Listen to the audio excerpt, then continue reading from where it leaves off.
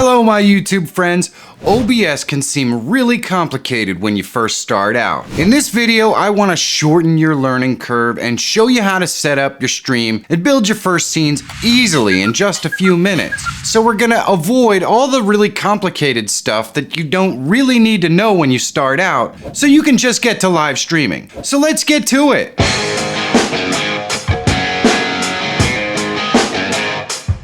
If you're always looking for tools, tips, and tricks that can help make you a better YouTuber, subscribe to the channel and click that bell so you don't miss any new content. Let's face it, when you first start using OBS, it's really overwhelming. There is so many things that you can do with this software. But I know you just want to go live and you want to know the basics so you can go live and then maybe build on that and learn the other stuff later. So today I'm going to tell you exactly what you need to know to just go live. Because at the end of the day, you gotta learn to walk before you can run. And we're gonna show you how to do that, so there's no need to waste any more time. Let's go into OBS and get started. Here we are in OBS, and when you first install it, this is what it's going to look like. Over here on the left, you have scenes. To the right of that, you have sources, and you can pick these up and move them wherever you want. To the right of that, you have audio mixer. Then we have scene transitions to the right of that, and we'll talk about that later. And to the right of that, we have controls, and we're going to go into settings. We want to set up for our first live stream.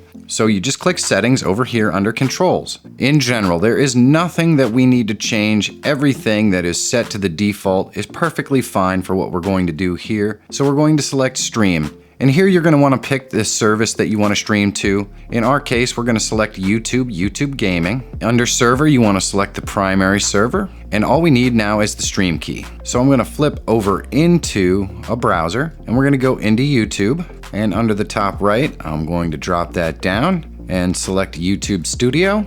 Then I'm going to click this little live button right here.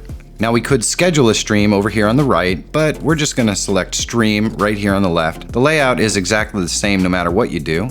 Up in the top left, you have your preview window and it's waiting for us to stream something. So what we need is this stream key right here. So we copy that out and then we're going to go over into our OBS and we're going to copy that right here into the stream key. And we just paste it right there. And click apply. And we're gonna keep this simple, so we're gonna leave output mode in simple. For our video bit rate, if you're going to stream in high def, 6,000 is about the right KBS for you. As far as encoders go, if you have one that's not X264, you might wanna select it. In my case, I have an NVIDIA graphics card, which gives me the ability to do NVIC. The audio bit rate is fine, you can leave it. Under the audio menu, there is nothing that we need to change or worry about right now. Everything is set up default just fine. Under video, you want to set your base canvas for the resolution you want to stream at. In most cases, it's either going to be 720 or 1080. I'm going to select 1080 and I want to make sure my output resolution is the same as my base canvas. You don't want it to have to encode this stuff. So if you're streaming 720, leave it 720. There is nothing we need to fix in hotkeys or advanced. So once we're done, we can click apply and OK. And now we're ready to set up our sources for our scene.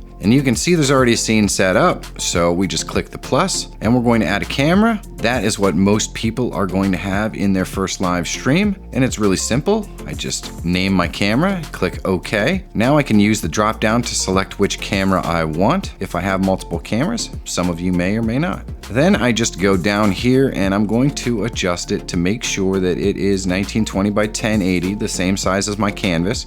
I'm going to scroll this down to the bottom and I want to select use custom audio device, and that is because my camera may have audio but I want it to use the specific microphone that I specify. So I'm going to select that and then drop this down and select the exact microphone that I want to use for my broadcast and then click OK. And then I'm going to test the microphone and you can see right here under audio mixer, my microphone is there. I can adjust the audio so it doesn't peak with this little slider right here. Now if I go back over into YouTube, you can see we're still not broadcasting. So all I have to do is come back over here into OBS and click start streaming. Now in the bottom right, you can see we are streaming. So if I flip back over into YouTube Studio, there we go. Now we are live streaming, and all of the analytics down here are going to tell us what's going on with our live stream. So your stream settings are the same, but your analytics are going to have all the stuff and your viewer count and your stream health. All this is going to give you different information about your live stream. And then over here on the right hand side, you're going to have your chat box, and I can just chat with the folks in my live stream. If I flick back over here into OBS, you can see the health of your stream down here in the bottom right. Now this is the most basic of scenes, and it's how most people are going to broadcast. I'm going to show you how to add a second scene in case you want to get a little more dramatic, and we're just going to call this one other scene and click OK. And you can see I have a transition there in between the two scenes. You can set these transitions over here. This is the cut transition. The transition is just something that runs when you switch from one scene to another. So for our other scene, I'm going to add that same camera that I already set up. You don't have to do this work twice. There we go. Now I can just drag it and shrink it to however I want. And then under sources, I'm going to click plus again,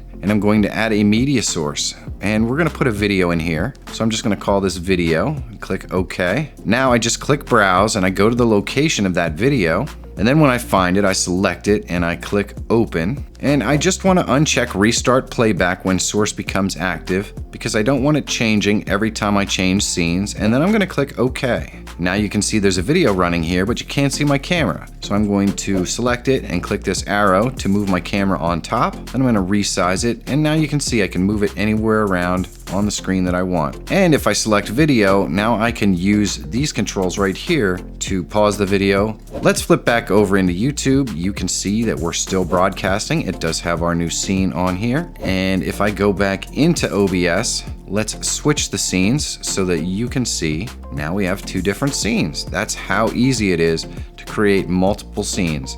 Let's add a transition in here. We're going to use slide. These are, a lot of them are default ones. So that's a default transition right there. It's the slide, kind of slides it to the side. It looks pretty good. Now there are a couple of ways to end your broadcast, and I recommend using stop streaming over here in OBS. And the reason why is if we flip back over here into live streaming, you can end the stream here, but it's about 30 seconds behind. So you might cut off the end of your stream. If you go into OBS, that's live. So you can just click stop streaming and then wait for it to end over here in YouTube Studio. Now you can see it's buffering, which means it's not getting anything, and then end the stream right there. And once you do that, it'll prompt you to end it. And you can go in here and take a look at all of the information for your live stream. How many playbacks, how many people were watching, how long they were watching, all that kind of stuff. You can edit it in Studio or just dismiss it. Just with the information I've given you now, you should be able to go live in just a few minutes to YouTube or Twitch or anywhere you want. It's really that simple. What is your biggest struggle with your live stream? Let me know in the comments. I really want to do videos that help you out. And if you want to learn about my favorite plugins that can really take your live stream to the next level and maybe even make it a little easier sometimes, check this video out right here. And if you're always looking for tools, tips, and tricks to help make you a better YouTuber, subscribe to the channel. My name is Michael Fire Jr. Thank you so much for watching. Have a great day, and I'll see you in the next one.